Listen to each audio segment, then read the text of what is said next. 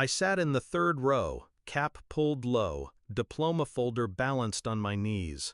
The crowd roared as another name was called. Not mine, not for me. My hands were steady, my smile deliberate, because I already knew they weren't coming. I'd called the night before. Mom had sighed, said they were exhausted and probably wouldn't make it. Dad mumbled something about supporting your brother instead. My brother, who had just scraped a D in his final semester of high school. Apparently that warranted a backyard barbecue. Apparently that was worth more than the degree I'd worked 6 years for. I remember when their approval mattered. When I was 9, I won my first writing contest.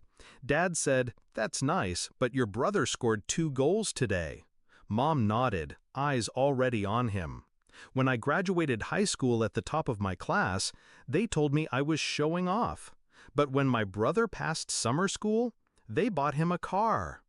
I thought college would be different. I thought earning something they couldn't ignore would finally shift the spotlight. I was wrong. The moment it truly sank in was an hour after the ceremony. The graduates had spilled into the courtyard. Families hugged, cameras flashed, flowers changed hands. I sat on a cold stone bench, diploma in my lap, watching strangers take the pictures my parents should have been in. Out of habit, I checked my phone. A fresh notification lit the screen. Instagram. Mom had posted a photo. My brother holding a paper plate of ribs, balloons in the background, Dad grinning behind the grill. The caption read, "So proud of our boy. He worked hard, and it paid off."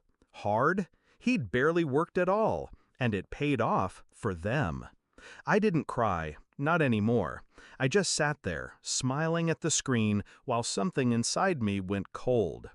That was the moment I decided they would never get the chance to forget me again.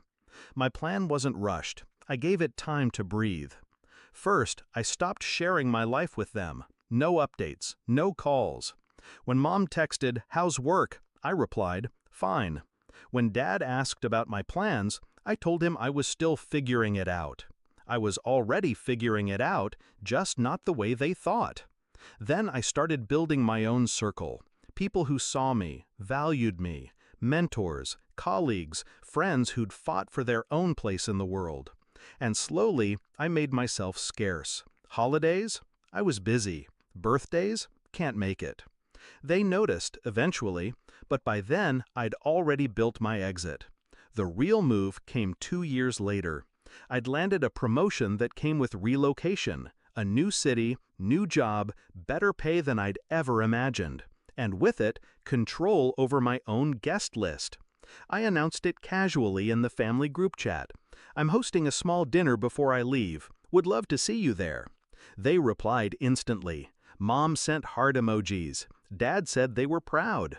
My brother joked about finally visiting for free food.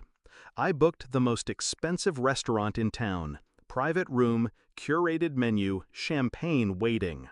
The night of the dinner, they arrived dressed like they were meeting royalty. Smiling, hugging, acting like we'd always been close. I let them. We ate. We laughed, lightly, politely. I spoke about my new position, the city, the opportunities. I watched their eyes widen as I mentioned the salary. Then I put down my glass. "I want to thank you," I said. My voice was calm, measured. "For teaching me something important." Mom tilted her head. "Oh? What's that?" "That I can do everything right," I said, "and still not matter to the people who are supposed to love me most." The room went still. I didn't raise my voice. I didn't cry. I just looked at them, one by one, letting the silence bite. "You didn't come to my graduation," I continued. "You forgot. But you remember to host a party for a D?" That told me exactly where I stood. Mom stammered. Dad started to speak, but I held up my hand. "It's fine, truly, because that was the day I stopped needing you." I slid an envelope across the table. Inside was a printed itinerary for my move, my new address, and, at the bottom, a note. "Please don't contact me. This is goodbye." They stared at it like it was a weapon. In a way, it was. I stood, smoothed my dress, and left them sitting there with their untouched champagne. I didn't look back.